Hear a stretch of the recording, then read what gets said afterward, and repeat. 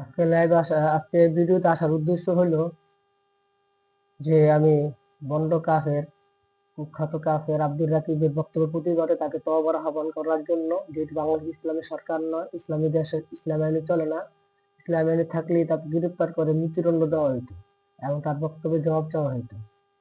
যাই হোক, বন্ড আব্দুর রাকিব কাফির, সে মোহাম্মদ সাল্লাল্লাহু আলাইহি সাল্লামকে আমাদের মতন বলছে এবং আবু জাহেলের সাথে, উতবা সাহেব মুগীরার সাথে, কাফেরদের সাথে সাদৃশ্য করছে যে আবু জাহেল যেমন মানুষ, মোহাম্মদ সাল্লাল্লাহু আলাইহি সাল্লাম তেমন মানুষ। নাউজুবিল্লাহ।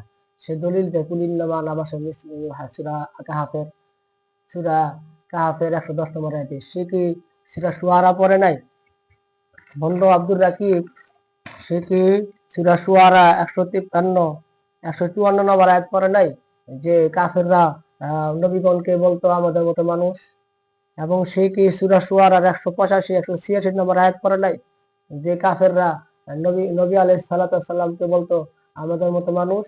এটা কাফেরদের আচরণ। কাফেররা সবসময় বলতো যে এতে খারাপ কথাও বলতো, জাদুঘর, মিথ্যাবাদী বলতো। আপনারা এই আয়াতগুলো দেখবেন। এবং আপনারা সে কি দেখে নাই সূরা মুমিনুন আয়াত নাম্বার 23 24 ও 33 34 দেখে নাই, যে নূহ আলাইহিস সালাম সম্পর্কে নূহ আলাইহিস সালামের কওম কি বলছিল? আমাদের মতো মানুষ বলেছিল। অতএব এই হচ্ছে চিরাচরিত কাফেরদের অভ্যাস। কাফেররাই বলতে পারে নবীগণ আমাদের মতো মানুষ। এটা ও যে কাফের এইটি প্রমাণিত হয়ে গেল। এবং আয়েশা রাদিয়াল্লাহু তাআলা আনহা বর্ণিত হাদিস ও আবু হুরায়রা রাদিয়াল্লাহু তাআলা বর্ণিত হাদিসে আছে, যে আয়েশা রাদিয়াল্লাহু তাআলা আনহা বর্ণিত হাদিসে আছে, ইন্নী লাস্তু কা হায়াতিকুম, কে আছে আমার মতন? মুহাম্মদ সাল্লাল্লাহু আলাইহি ওয়াসাল্লাম বলছে, কে আছে আমার মতন?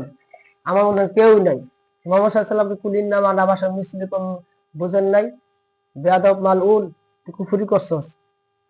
এবং দেখেন হযরত আবু হুরায়রা রাদিয়াল্লাহু তাআলা বর্ণিত হাদিস আছে, আইয়ুকুম মিসলি, কে আছে আমার মতো? আমার মতো কেউ নাই। বুখারী হাদিস নাম্বার ৭২৪২ এবং আয়েশা রাদিয়াল্লাহু তাআলা বর্ণিত হাদিস সংখ্যা হচ্ছে ১৯৬৪। মুসলিম হাদিস নাম্বার সংখ্যা হচ্ছে ১১০৫। অতএব আমি আবারও বলবো, এই বন্ড আব্দুর রাকিব তওবা আহ্বান করার জন্য। এবং বন্ড আব্দুর রাকিব সাহেব, আপনি যদি নেককার মায়ের সন্তান হয়ে থাকেন তাহলে তওবা করবেন। যদি বদকারের ঘরে হয়ে থাকেন তাহলে তওবা করবেন না। আপনি যেহেতু বদকার রাখুন, সবাই কোনো অহংকারী বদকার রাখুন, আল্লাহর কাছে মাথা নত করে না, আল্লাহর হুকুম মেনে নেয় না। তারা সবসময় কাফের, মুশরিক, আবু জাহেল, উতবা সাইবা ও শয়তানের মতো আচরণ করে থাকে। শয়তান যেভাবে তওবা করে নাই, শয়তান যেভাবে আল্লাহর সাথে অহংকার করে কাফের হয়ে গেছে। যাই হোক, আপনি যদি ভালো হয়ে থাকেন তাহলে তওবা করবেন, আপনার বক্তব্য উল্টো করবেন। আর যদি বক্তব্য উল্টো না করেন, বুঝিয়ে দেবো আপনি আবু জাহেল উত্তরসূরি, আপনি ইবলীসের উত্তরসূরি। আল্লাহ তাআলা সবাইকে বুঝানো মানার তৌফিক দান করুন। আমিন। ওয়া আখিরু দাওয়ানা আলহামদুলিল্লাহি রাব্বিল আলামিন।